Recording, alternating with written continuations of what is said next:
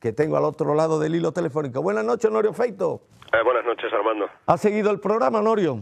Sí, prácticamente. Ha habido algunas lagunas por otro tipo de imperativos, pero bueno, alguna intervención he perdido. Pero vamos, más o menos el concepto del programa lo tengo. Oye, tengo claro. Interesante la perspectiva con la que Pedro Varela ha analizado el problema islámico, no solamente en Francia, sino en el conjunto de Europa, ¿eh? Sí, yo creo que lo ha dicho con una autoridad absoluta y con una claridad. No ha dicho ninguna frulería, ¿eh? No.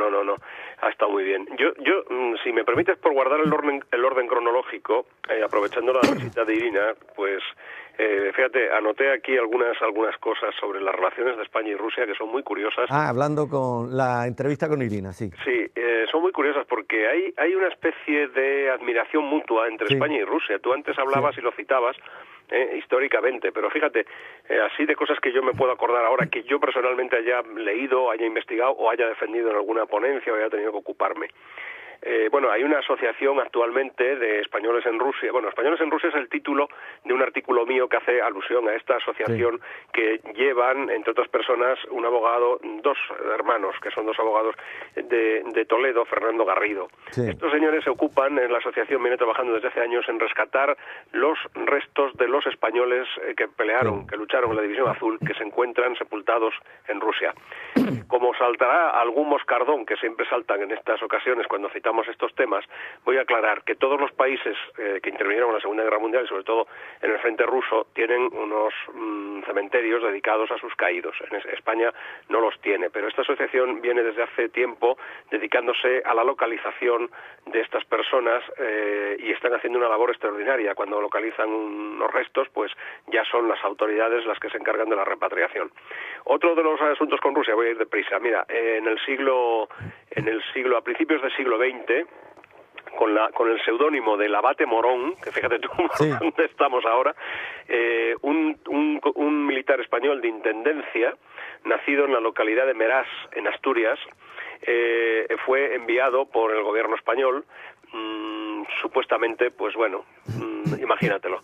Y bueno, como consecuencia de ese viaje, él publicó una serie de artículos que se pueden encontrar en las hemerotecas, en la revista Asturias, boletín que editaba el Centro de Asturianos de Madrid entonces. Sí. Es una serie de 8, 10 o 12 o quizá 14 artículos muy bien escritos y sensacional. Y luego, pues ahora mismo recuerdo un artículo del hijo de Clarín, el rector Leopoldo Alas, sobre el asunto de Rusia y la revolución bolchevique, cuando empezaban a subir. Y hay una admiración tremenda que se traduce en la literatura, en la historia, en la política, sobre la Revolución Española de 1820, que en Rusia será imitada y seguida y que dará pie a la primera revolución liberal en Rusia, que es el llamado decembrismo, en diciembre de 1825, a la muerte del zar Alejandro, y que su hermano, el nuevo zar Nicolás, cortará con mano dura, donde hay pues personajes que destacan como Nikita Murieviov y Konrad Rilleyer, por ejemplo, que era un periodista, que son gente que se movía en la masonería, bueno, todo lo que es el liberalismo, ¿no? Lo que encarna. Y luego, pues en Asturias concretamente hay un seguimiento a través de los periódicos de las hambrunas rusias como consecuencia de las fuertes temperaturas y los inviernos crudos, y recolección de dinero incluso para ayudarles. O sea, es muy curioso, es muy curioso. No sé si existe literatura, no lo sé porque nunca la he buscado, pero yo tengo datos con el ánimo de escribir algún día o de dar una pequeña charla sobre estas relaciones, que son muy curiosas. Ya. Interesante, como siempre, el conocimiento que atesora Honorio Feito. Me he quedado sorprendido sobre temas que no estaban en la agenda y no estaban previstos tocar esta noche. Honorio, retomando lo dicho por Pedro Varela, el inquietante panorama que se abre para Europa, ¿eh? Sí, es complicado porque efectivamente parece que algunas voces ya, admiten que la situación es de guerra. Lo que pasa es que es una guerra que se va a librar, hasta donde podemos ver, por lo menos aquí en Europa, de una manera diferente. No va a ser una guerra convencional. Es una guerra en la que evidentemente hay un frente que utiliza el terrorismo como fórmula, que pues es difícil de combatir porque ellos están ocultos, porque es difícil de de identificar a las personas. Mira, si ves los periódicos de hoy mismo, estamos viendo y asistiendo a un ejercicio que a mí me produce verdadero estupor. Es decir, por una parte se está hablando de extremar los controles. Sí. Y hay gente que está diciendo que si eso va a suponer quitar libertades. Coño, cuando hay una guerra, claro, aquí la gente no se está en la playa tomando el martini. Cuando hay una guerra, la gente extrema El problema es que Europa ha sido abducida en la imbecilidad. Aparte ha sido abducida en la imbecilidad más absoluta, Honorio. Y eso es todavía más peligroso porque, mira, un panorama trágico como el que tenemos, pero con un pueblo que no haya perdido su instinto de supervivencia, pues nos hubiera hecho incubar esperanza. Pero el problema es que frente a este problema tenemos un pueblo absolutamente idiotizado. Totalmente. Cretinizado. Y esto hace que mi espanto sea todavía mayor, Honorio. Sí, estoy de acuerdo. O sea, es que ese es el problema. Y tenemos una islita que es Alerta Digital. Digo, coño, si los miles de lectores de Alerta son conscientes de lo que estamos hablando, ¿por qué no es consciente el resto de los ciudadanos, Honorio? No, yo creo que hay gente que sí es consciente, o por lo menos es temerosa, que ya es un paso para extremar un poco la atención y los cuidados, ¿no? Pero también oficialmente, bueno, el pacto que supuestamente han firmado, que no lo han firmado porque no es pacto ni es nada, entre el PSOE y el PP. Sí, mi mujer es muy consciente de eso, pero voy a la casa y la veo viendo Sálvame de Luz. Sí, bueno, ese es el mal que, pero claro. Hablo de mi mujer, que supuestamente es consciente de esto. No, sí, estoy de acuerdo contigo. Entro a casa y está viendo Sálvame de Luz. Estoy de acuerdo contigo. El problema, o sea, una formación y todo, pero ve Sálvame de Luz. Hay ciertos sectores de la sociedad que tú sabes que es muy difícil pedirles un mínimo de atención y de preocupación. Pero a mí me preocupa la labor de los dirigentes. Es decir, cuando desde arriba se quiere concienciar a la gente, se conciencia a la gente. Ya. El problema aquí es que los discursos van en una dirección y las acciones van en otra. Ya.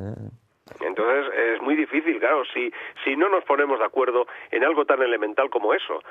Ahora mismo hay dos salas de la Audiencia Nacional que están pensando plantearle a Bruselas si los terroristas tienen que sumar los años de cárcel en Francia. Pero bueno, ¿de qué estamos hablando? Pero vamos a ver, ¿de qué estamos hablando? Yo no entiendo nada de derecho, no soy jurista, ni falta que me hace. Pero hasta donde me lleva el sentido común, si no somos capaces de entender lo que es un terrorista, una persona que está dispuesta a matar a quien sea, si no estamos dispuestos a entender lo que eso significa y el peligro que tiene, entonces va a ser muy difícil. Va a ser muy difícil. Y si las autoridades no aclaran sus conductas y sus acciones, estamos metidos pues en una trampa. Y si el líder espiritual de los católicos no hace otra cosa que llamar una y otra vez a las componendas con esta gente... Pero él está en su papel, Armando. O sea, yo me preocuparía que el Papa invocara la guerra, porque entonces sí que me iba a preocupar. No, él está en su papel. Él está en su papel. Esto es una religión que predica el odio. Y eso está ahí. Esto es una religión que predica el odio. Pero bueno, yo ahí discrepo contigo. O sea, vamos a ver, yo por mi condición de católico probablemente, y pecador. A ver, yo entiendo que el Papa está en su papel, y ese es el papel del Papa. Si ellos son o dejan de ser, yo tampoco no creo que todos los que están bajo el Islam como religión compartan las masacres de estos señores. No creo, No creo, porque por encima de las estructuras yo confío en las personas. No, todos no son igual de fanáticos. Algunos son más que otros, pero todos no son iguales. Bueno, ya te entiendo. Pero lógicamente, mira, hay una cosa que se ha venido repitiendo durante años. En los famosos conflictos que pasan en la franja de Gaza y Cisjordania, la imagen de los telediarios es siempre ver a los musulmanes con una criatura en los brazos, sí, fallecida o muerta, como consecuencia de un fuego de mortero, sí, o de un misil. Nunca he visto a un judío con su hijo en brazos correr en la misma dirección. Es decir, esa imagen ellos la han explotado una y otra vez, han intentado concienciar al mundo. Ellos se refugian en los colegios, ellos disparan sus misiles en plan terrorista desde los colegios y desde las madrasas y desde estos lugares. Luego entonces, claro, si de donde sale el misil tú mandas el tuyo, es evidente que le va a tocar a un niño porque eso es una escuela. Entonces, o sea, no sé, no sé, yo el tema religioso lo dejo a un lado porque yo no conozco el Corán, no lo he leído nunca, me cuesta trabajo creer que una religión que se desgaja del tronco común que es el judaísmo como el cristianismo invoque, yo creo que no, yo creo que eso es una mala interpretación de algunos imanes que se han calentado y que se calientan por diferentes motivos. Y luego hay una cosa, ellos son muy integristas, el Islam es una religión integrista y no comparte, en eso estoy totalmente de acuerdo, no comparte. Y ellos se ubican en sus lugares y mantienen su cultura. Yo recuerdo algunas entrevistas con personas marroquíes publicadas en El País hace 20 años, en la que una señora decía, ella está aquí ganándose un dinero y sus hijos están educando en Marruecos, por ejemplo. Y paralelamente otra, que me parece que era con el rey de Marruecos, en la que decía que el día que Marruecos se ponga la piedra de un asilo de ancianos, o de una residencia de ancianos, ese día ellos dejarían de ser Marruecos. O sea, nosotros hemos avanzado, ¿se puede decir avanzado? Nosotros estamos 400 años por encima de ellos. ¿Qué era el cristianismo en la Edad Media?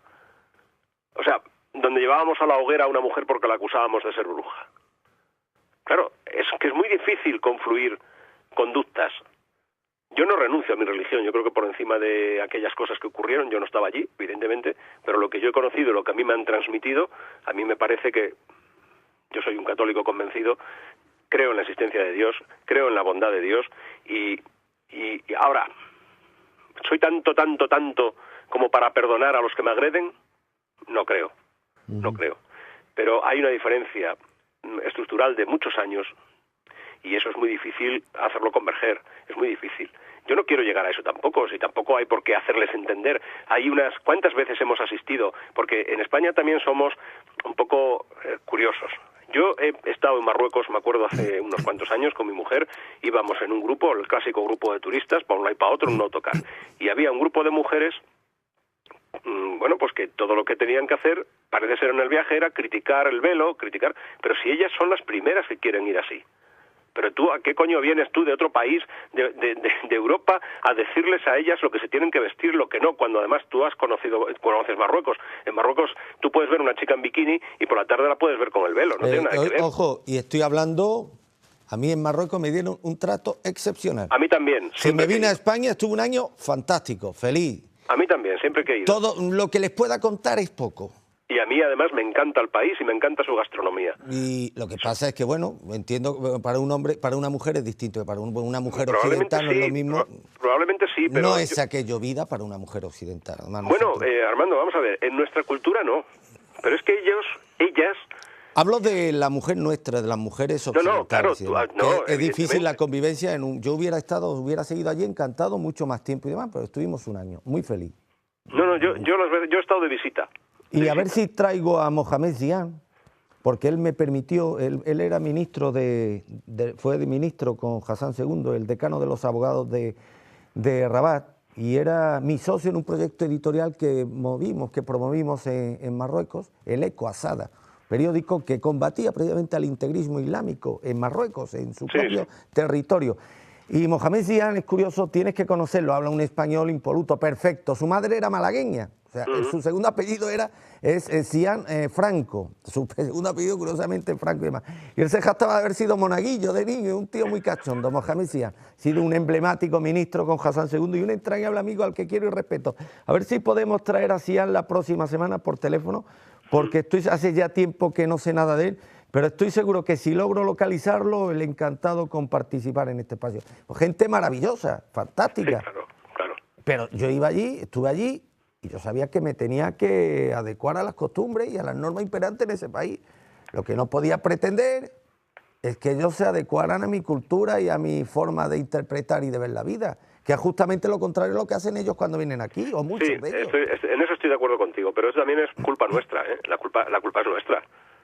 La culpa es nuestra, porque nuestras autoridades no permiten mantener, o sea, yo creo que hay una falta de personalidad nuestros políticos, porque aquí se abre la puerta a todo el mundo que quiera venir, o se abrió la puerta a todo el mundo que quiso venir. El señor Caldera fue el que hizo el efecto llamada, y aquí vinieron muchas personas procedentes de varios países, incluso continentes.